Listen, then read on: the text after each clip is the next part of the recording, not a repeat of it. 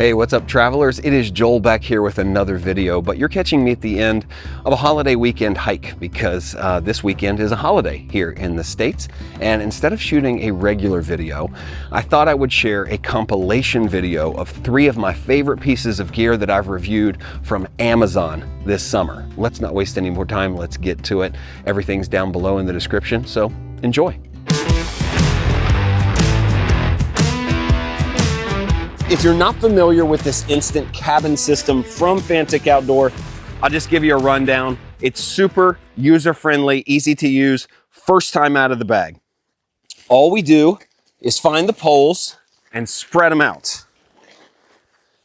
And really, you just need to find the middle and all the legs come out like this. Then you just begin to pull the outside sections out and they flip out by themselves. I'm going super slow. This goes really fast if you have done this even once before, but you just go to all the corners and pull them out like this. In this case, we have a couple supports that pop out on top here in the middle. Windy day, you'll see how stable this is. And once we're out, we simply pull on each leg till it pops in, just like that. Extend it, pop it in. There's the back. Now we'll do this side, clicks into place, and final section right here, clicks into place. I actually have this backwards, so let me flip it around so you can see the front. And not too hard to move around, there you go. All right, let's go ahead and get some of these stakes out of here before we lose our tent. Nice. One goes in each foot here.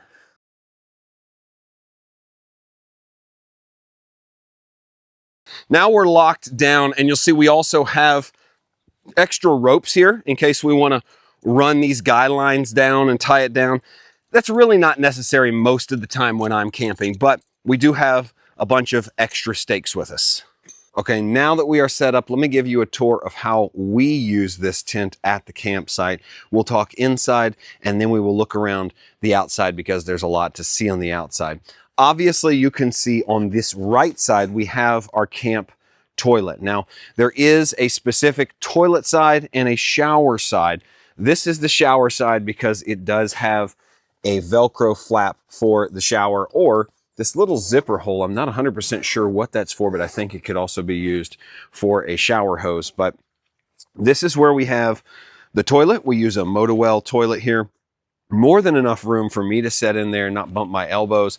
If you need any ventilation, you have this. You could half zip this. I know we want to keep our privacy, and maybe you don't want to do that, but you have it there if you want it, or if you want to air it out after someone has used it. And then a little bit more private, you have this eyelet flap up here that opens up to the sky, and you have hooks for lights. So this is really handy. Carry a lantern out at night or something, and you're in here after dark. This is the way to do it. So you have ventilation and hooks, places to place things. And then these are great for little packs of wipes, toilet paper, even small toilet paper rolls. And you know, we have mesh floors around the edges in case any liquid escapes. Obviously that's more for the shower side. But yeah, really private in here. It does have like a foil backing, so you're not going to see through. And when you zip it up, lots of privacy here. No one is seeing in there. There's no bleed through, anything like that. So it's really well thought out and private. So this is the shower side, almost identical with those few exceptions here. Foil on the inside. And like I said, we do have an inlet for the shower hose. So we have these little hooks that your shower hose can be held up by.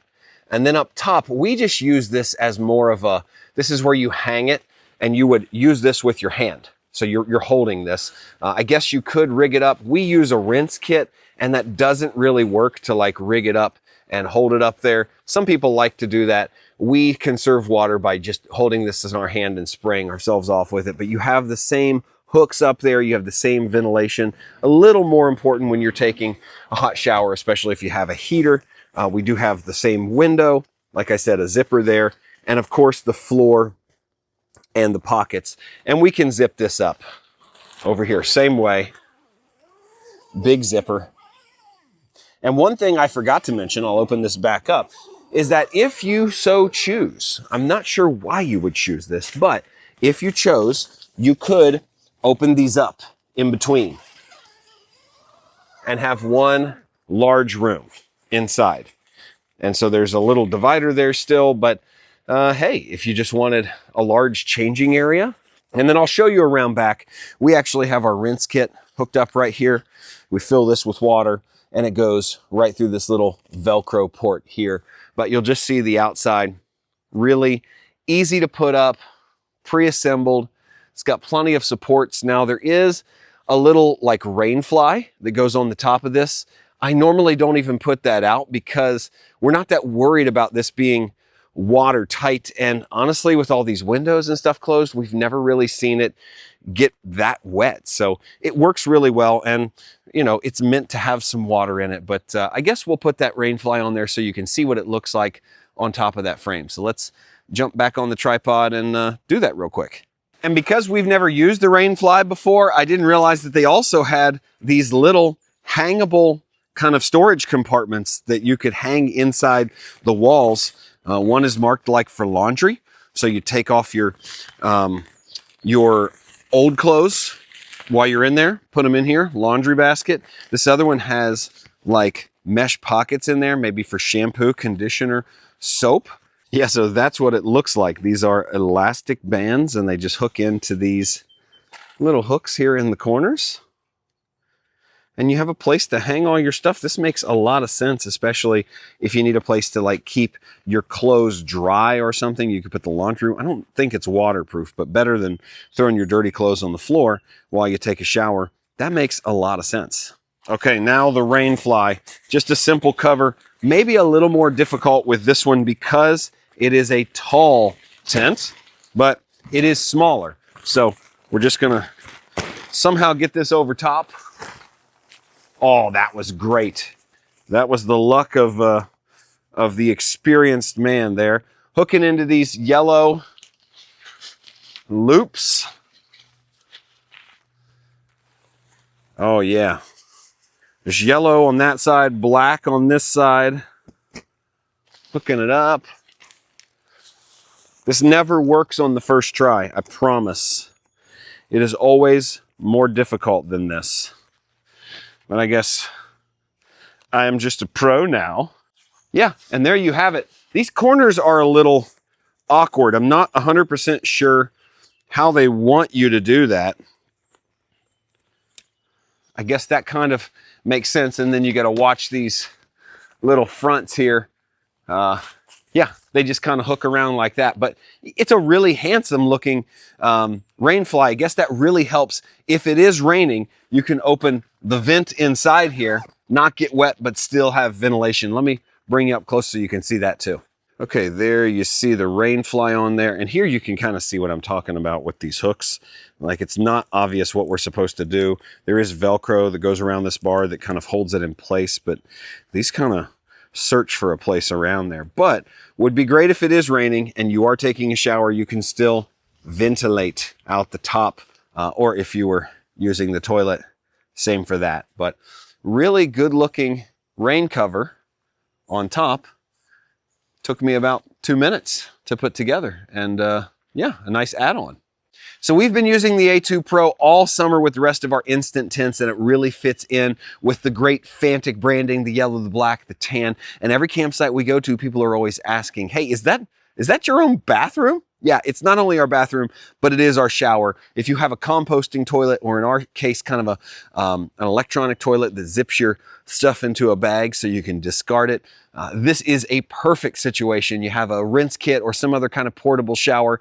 Kids can jump in here. The wife can get in here. Easy to change in here if you're not taking a shower. We have really loved it. It's really strong, really stable, and really quick to put away. So let me go ahead, put this away for you so you can see it does come down quick and easy, and it fits in the bag it came in, which is a must for any tent that I buy. Okay, so I've got our bag here. Better take our toilet out of here first. See you later, toilet. And our shower handle has to come out. Aha, And then of course we're going to take the rain cover off, just the 4 elastic straps, and it comes off as quick as it went on. I just typically like roll this in a ball like a crazy person and then throw it to the side. I don't know. Then all we have to do is simply push these arms in like this, and they kind of spring inward. I don't know what you would call that. They hyperextend inward. Pretty easy. And once you get a couple going, they're all going to go. And then you just let your arms down on each side, just like that. I like to do my joints before I do the legs or the arms. I don't know if they're legs or arms. And then these top pieces push in, and you simply push it all to one side. Oh, I forgot we were staked in. Steaks, steaks, steaks, steaks. Boy, I'm getting hungry. Ta-da. There we go. And once all your legs are in, it's just like this. You grab your bag, lift it up, and gather everything together like this. And the only thing that matters is the center. So we just kind of tuck our excess in so we can zip it slowly. You don't want any catches. You don't want this zipper on your tent or on the bag. So go slowly, pinching as you go along. There we go. And ta-da, the tent is back in its bag. See, not that bad. That's why we like the A2 Pro. Really works well at the campsite and gives you a place to stay clean and sanitary. So check it out. I'm going to tell you all about this 12-volt cooler from BougeRV and why it's quickly become one of my absolute favorites. We've tested half a dozen of these this summer alone, and there's a lot that this cooler offers that other coolers simply don't. So stick around so I can tell you about all those features and more. Okay, so let's start by talking about the outside of this cooler. It is built like an absolute tank and has the look to prove it. It's got this honeycomb design. They've got yellow handles here, contrasted with black plastic. Everything on the outside is plastic minus this handle here, but that is one of my favorite parts, this adjustable handle that you can either put in like a piece of luggage or pull out all the way, or intermediately right here in the middle, it locks in. Just makes it easier to grab and pull on these giant, really off-road style wheels. They're probably 4 or 5 inch casters, and you can pull it around just like this. Not to mention, it also has some really hardy side handles with springs that are probably too much. Like, you can't even pull these handles parallel. This is as far as they go. I wish they came up a little bit further, but they're extremely sturdy and strong. So if you have a heavy load in here, you can pick it up with these handles. These are metal, and the side handle is metal. But inside, you've got a lot to be excited about too. Let me adjust the camera so I can show you the compartments inside. So as you can see on the top, everything is flush, and you do have 2 separate doors with 2 separate handles here on each side. I'm not entirely sure why we have these indents and some of the honeycomb patterns. It's probably just for design. I personally wish this was all flush and that it had a little bit more of a grippy surface, because I tend to put things on top of these coolers and use them like tables at times, but it's just a design choice. You have these 2 really recognizable and really handy kind of clip latches for the doors right here, and really good sealing gaskets around the bottom. These aren't the thickest doors in the world, but they do seem to hold in everything really nicely, and they give you a nice, confident click. You'll see we do have a large section here with a full depth basket. Look at that, full depth basket. So you can put things all the way down in there and pick them up if you need to. There's also a drain down inside the bottom of this. So if I were to take everything out, you can't really see it from this angle, but I'll show you. If you had anything that melted in here, you could just pull this little drain out here and drain it out the bottom. It looks like, oh yeah, that's not even a twist. You just press it in there. But I love these full depth baskets because it makes it so much easier to grab everything. You can see I pretty much have a full case of water in here and it only takes up half of this side. This is mainly what we use it for when we're traveling on road trips, drinks, snacks, things like that. And it's dual zone. I'll show you that in a minute. So you can do a different temperature over here versus over here. And unlike other coolers that only have dividers in between these two, these are independent containers. These are independent spaces. That's what I'm trying to say. Independent spaces. So different controls, thermometer, temperatures for both sides. Again, we have a basket over here for this one, much more shallow. So there you go. You've got probably 8 cans of Coke you could stick in there, something like that. But the basket makes it super easy to take in and out. You do have a light on this side. I don't believe we have a light on the other side. Oh, we do.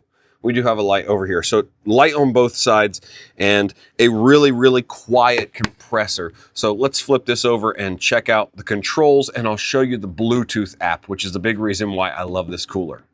All right, so let's talk about the control system here on the side of the cooler. Pretty intuitive, easy to run. You'll see we have our left unit and our right unit. Pretty easy to figure out because when you're facing the front, you have left and you have right. The right is the small unit, and they are independently controlled. So you've got the cooling icon that tells you your cooling here. We have the eco mode on here.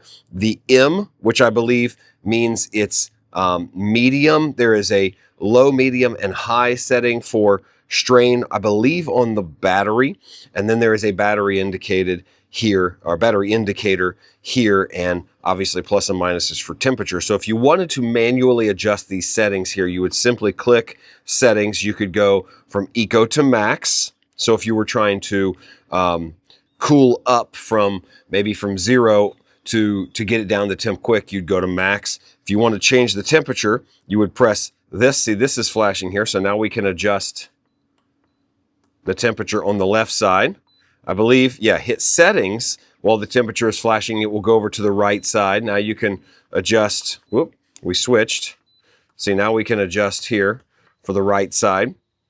And then you let it set there or hit setting again, and it will switch back and forth, let it set there. It will go back to normal. Now this is all good, pretty easy to use, but it does get better because this cooler, let me just unlock my phone.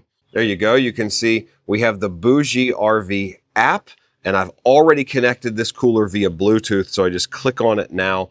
It's pre-connected, and I have all of my information right here on my phone.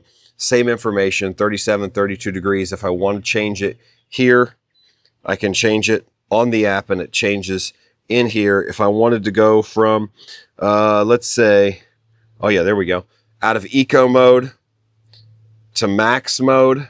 See, it just changed right there, and then back to eco mode. We can turn off the little beeps on the cooler, and it'll tell you very clearly what the current temperature is. See, we've got these set to 35, but that's only 37 because I just turned it down. Set 32, 32. You could turn it on and off with this power button here. And then you've got other information here if you were charging via solar, which we'll talk about in just a moment. This is the DC watt input, the solar input, and the Type-C input if you were charging while you were using this through the internal battery. So really love that it has an app and all these BougeRV products that run on this high technology. It's just getting better and better and better. So let me show you a few more things on this side, including the battery right down here, because that's a main selling point. So everybody knows coolers like this can be plugged in with the included AC or DC adapters. In fact, right here, we have a plug that will accept this guy right here, came with it. And this goes to a regular outlet in your house, in your camper, in your campsite, whatever it is. You plug this in right here on the side,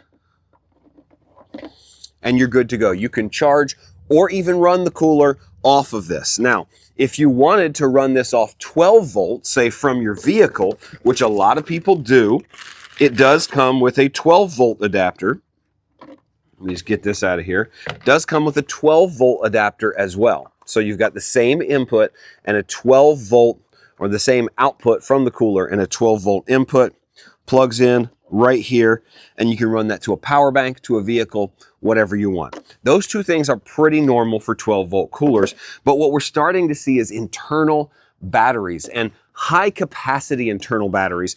I believe this battery is 260 watt hours. Now, that is much bigger than like a portable tool battery, much smaller than a power bank that might have a couple thousand watt hours in it, but it is a really, really good design, and this is why I'm super excited about it. First, let me show you this flap.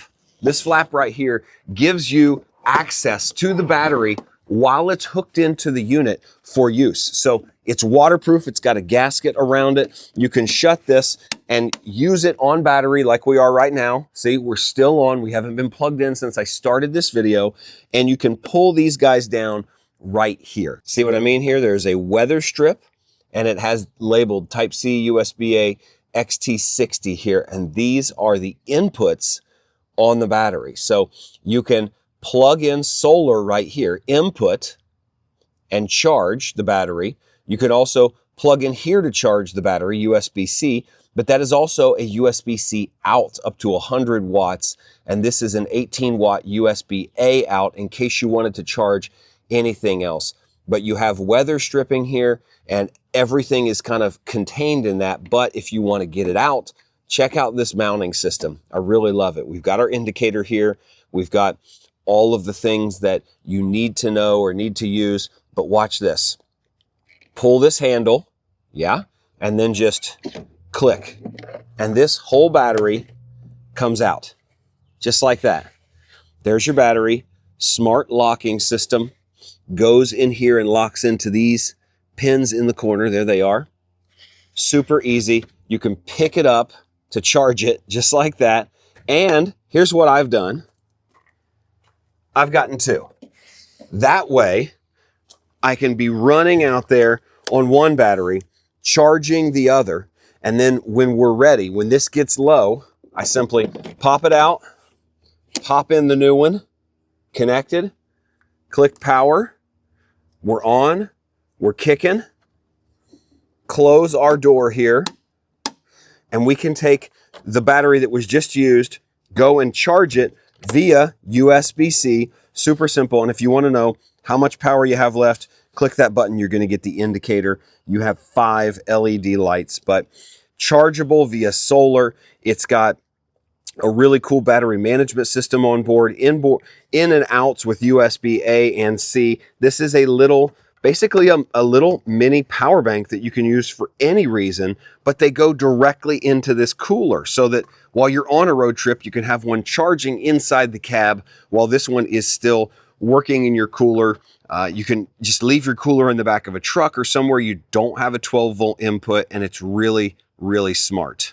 And with all these features, it's no surprise that this has been one of the best 12-volt coolers that we have tested all summer here with the Traveler Toolkit. Now, it does come in at a mid-price range. It's not on the super cheap end, but it's also not on the super expensive end. It has high-end features like apps, Bluetooth, swappable batteries, and I'll just say, I've tested some really expensive coolers, some that are double the price of this cooler, and I've not found one with what I believe is a better battery system than the BougeRV. Plus, I almost forgot, they include a bottle opener right here on the side of the cooler. So if you want to pop top some brewskis, you got a bottle opener built in there. But I love the wheels, the battery, and my third thing that I really love is this handle.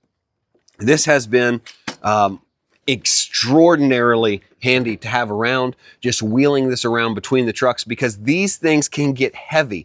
And if you have a paved surface, this is great. It's not going to pull really well across gravel.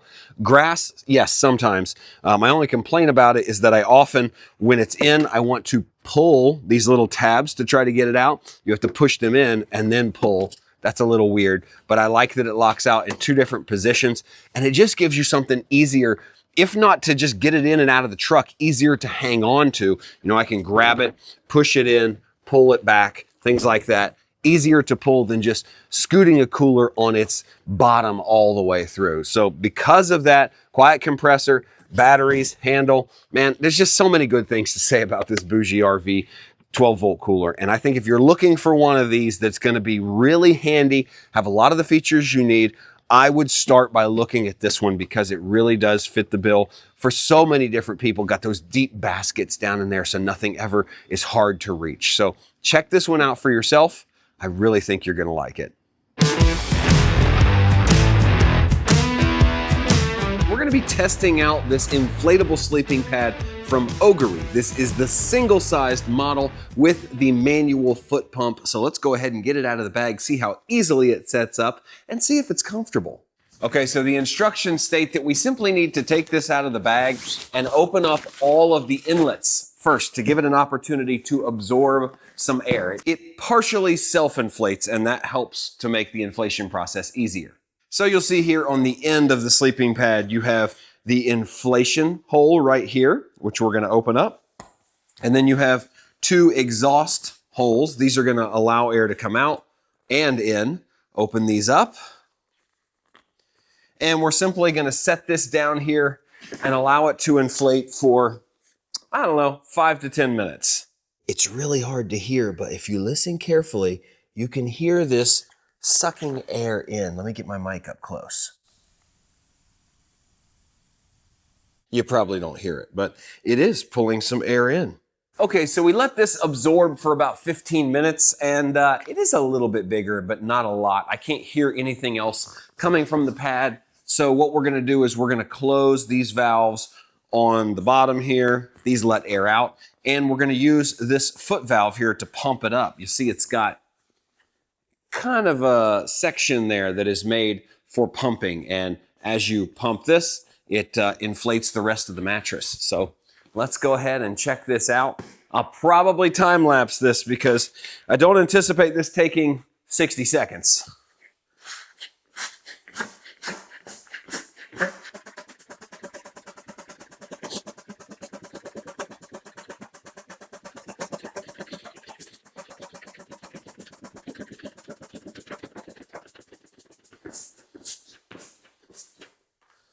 Okay, that was not taxing at all. I did 110 pumps. I counted them so I could tell you about them, but look at the form. You've got this little head area here. Looks really comfy. Let's go ahead, get down there and try it out, see how well it works.